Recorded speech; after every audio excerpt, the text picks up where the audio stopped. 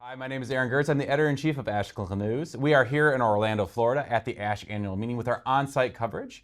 And it's my absolute and complete delight to be joined by Gabby Hobbs, a world-renowned MPN expert from Mass General.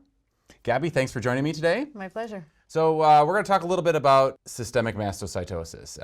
Kind of this rare disease that many of us may not think about, often confused for lots of other things. Patients take forever to get diagnosed. A lot of issues with this disease. But the cool thing is, in the last few years, we've gotten a few treatments. We have midostaurin, avapritinib, and now maybe something new, this bezuclastinib drug. And it's kind of broken onto the scene. We saw 2 abstracts this year, one with clinical data, one with more kind of correlatives. But why is attacking KIT so important in systemic mastocytosis? Yeah, so as you know, KIT is found in over 95% of patients with mastocytosis.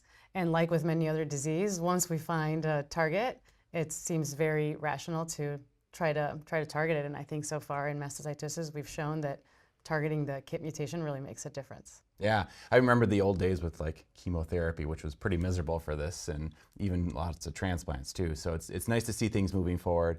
The KIT inhibitors, especially some of the older ones, have been a little bit rough to take. Right. I think about midostaurin particularly, and a drug you may have to take for a while. Avapritinib and now bezu, what do you think about the side effect profile for each of these agents? Yeah, no, it's actually a nice progression, I think. Exactly like you said, midostaurin, we know it from mastocytosis and also from AML, difficult drug to tolerate, lots of GI side effects. And then there was really an improvement when we had avapritinib, and that is an excellent drug as well.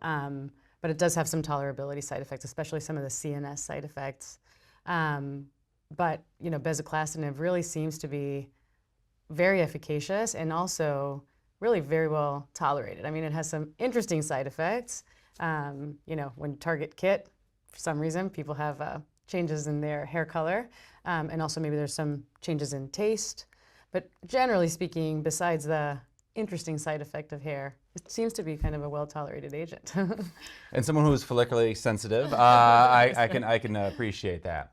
I think one of the things that kind of impressed me too were not only the huge number of clinical responses, but also kind of some molecular responses and deeper responses. Can you speak a little to how deeply does this affect disease when we're treated with a KIT inhibitor like bezuclastinib? Well, you and I often talk about disease modification, and it's nice to see an agent that actually can do that. And so really, I think what they demonstrated, especially in this lower risk group of patients with indolent systemic mastocytosis primarily, was improvement in decreases in all these markers of disease.